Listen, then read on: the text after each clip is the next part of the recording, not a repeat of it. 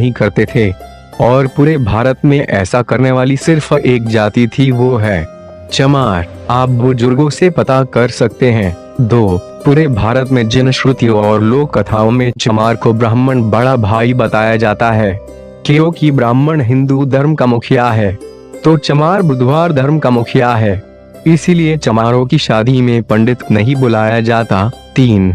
रामायण में और कुमारिल भट्ट की किताबों में बुधवार को शूद्र लिखा गया है और रियल में भी चमार को ही मुख्य शूद्र माना गया है।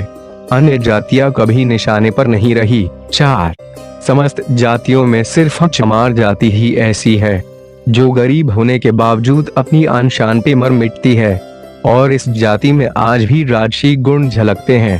5. चमारों का घर गांव के बाहर अक्सर होता है क्योंकि चमार गांव के राजा होते थे। इनको ही गांवों में डीह बाबा कहा जाता है। 6. चमार जाति से बौद्ध धर्म छीनने के बाद उसे धर्म विहीन कर दिया गया था और अछूत इसलिए बना दिया गया कि यह जाति फिर कहीं से बौद्ध धर्म ना खड़ा कर पाए। 7. चमार जाति की शिक्षा पर रोक इसीलिए लगाई गई थी कि वह अनपढ़ रहेगा तो खुद को चमार अछूत समझेगा और कभी यह नहीं जान पाएगा कि वे चमार एक राजशाही खून है। इसलिए चमारों की शिक्षा पर रोक लगाई गई थी कि चमार शिक्षा पाएगा तो फिर से बुधवार धर्म खड़ा कर देगा। 8. चमार खुद को इसीलिए चमार कहलाना पसंद नहीं करते क्योंकि चमार इनका नाम है ही नहीं, इनका नाम तो सूर्यवंशी क्षत्रिय था, इसीलिए चमार आज भी खुद को चमार कहने पर भड़क जाते हैं और लड़ाइयाँ हो जाती है। 9. ब्राह्मणों में जिस तरह शुक्ल शर्मा आदि समर्थक जातियां हैं, उसी तरह चमारों की भी समर्थक जातियां थी, जैसे कि कोरी चमार, नोनिया चमार, तांती चमार, दुसाद चमार, पाशी चमार आदि।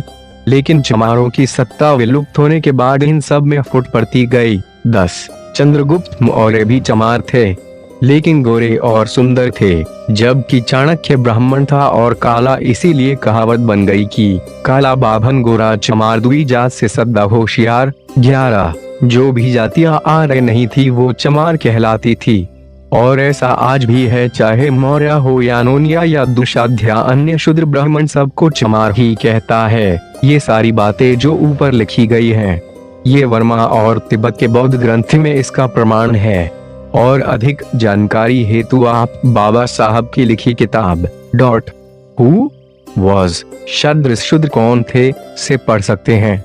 हर चमार से अनुरोध है कि इस वीडियो को किसी अगले चमार बौद्ध भाई के पास जरूर भेजे ताकि उसको भी यह पता चले कि उसका खून भेड़ बकरियों का नहीं है बल्कि हर चमार महापंडित है, सूर्यवंशी है।